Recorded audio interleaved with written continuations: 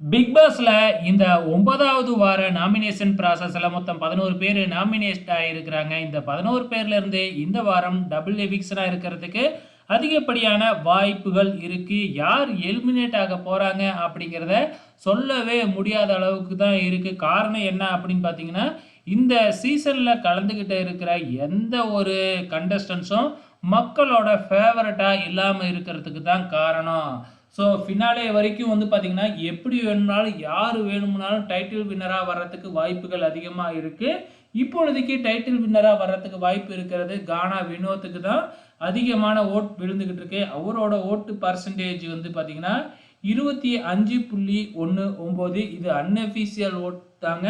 ஏன்னா அன்அஃபிஷியல் ஓட்டில் வந்து பார்த்தீங்கன்னா நிறைய டூப்ளிகேட் ஓட்டு போட்டுக்கிட்டு இருக்கிறாங்க. ஸோ அதனால் அன்அஃபிஷியல் ஓட்டை வச்சு நம்ம கணக்கு பண்ணவே முடியாது. ஸோ வினோத்துக்கு கூட டூப்ளிகேட் ஓட்டு விழுவுறதுக்கு வாய்ப்புகள் இருக்குது. வெளியில் ஆள் வச்சிருக்கிறாரா இல்லையான்னு தெரியல.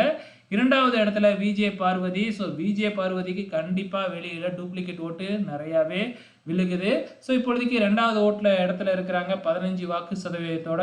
மூன்றாவது இடத்துல திவ்யா இருக்கிறாங்க. திவ்யா கணேஷோட ஓட்டு அப்படின்னு பார்த்தீங்கன்னா 10.19.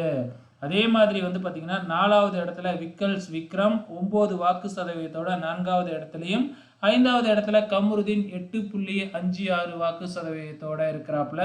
அதுக்கு அடுத்ததா சாண்ட்ரா 5.77. அதுக்கு அடுத்ததா பிரஜன் 5.75. ஸோ அதுக்கு அடுத்ததா கனி 5.3. 9வது இடத்துல அமித் 5.16. 10வது இடத்துல சுபிக்ஷா 4.84. கடைசி இடத்துல எஃப்ஜே 4.59. ஸோ இந்த வாரம் டபுள் எவிக்ஷனாக இருக்கிறதுனால கனி எலிமினேட் ஆகிறதுக்கு அதிகப்படியான சான்சஸ் இருக்குது. ஸோ அதுக்கு அடுத்ததாக சுபிக்ஷாவா இல்லை எஃப்ஜேவான்னு தெரியல. ஸோ வெயிட் பண்ணி பார்க்கலாம்.